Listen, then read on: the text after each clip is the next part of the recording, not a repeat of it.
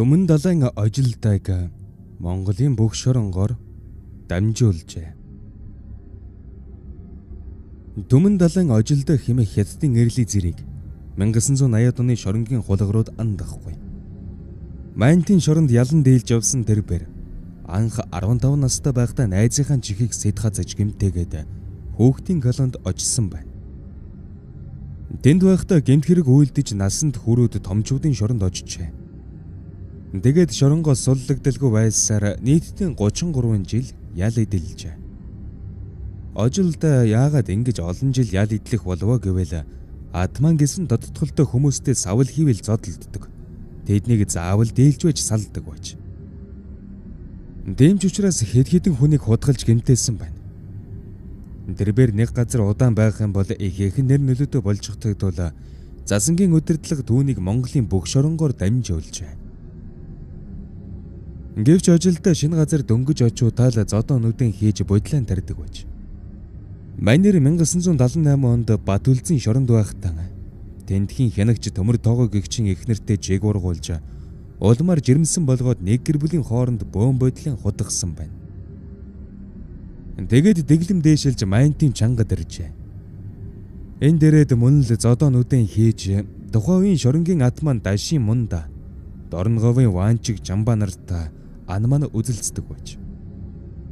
Ажилдаа 1984 онд шоронгоос суллагдах тунд өгчээ.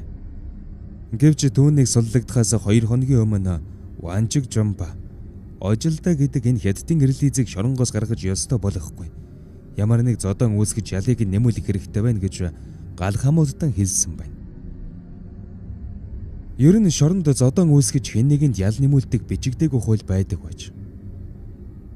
Ванчиг Жамба ажилдан ялыг нэмүүлэхийн тулд говалтан хэлтгий базар гэгч этгээдийг хөлсөлжээ. Энэ этгээд хүн өдөж зодуулахдаа гаргууд нэгэн байсан бөгөөд өдийн хоолны үеэр ажилдан хөл дээр санамсаргүй маягаар гიშгэж. Гэтэл угийн ямаа өмгтөө ажилдаа чи юм бөөс доодгоо харж явхад яадаг юм.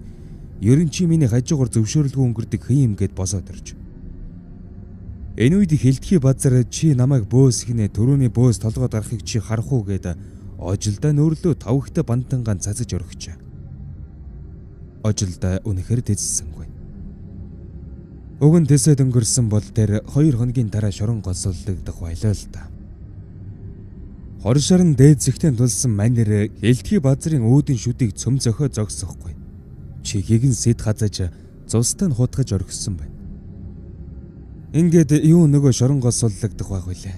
Бусдын эрхчлөөнд халдсан хүний гоо сайхан зэвсүүлгсэн гихцүүл ангиар 5 жилийн ял нэмүүлхэн тэр.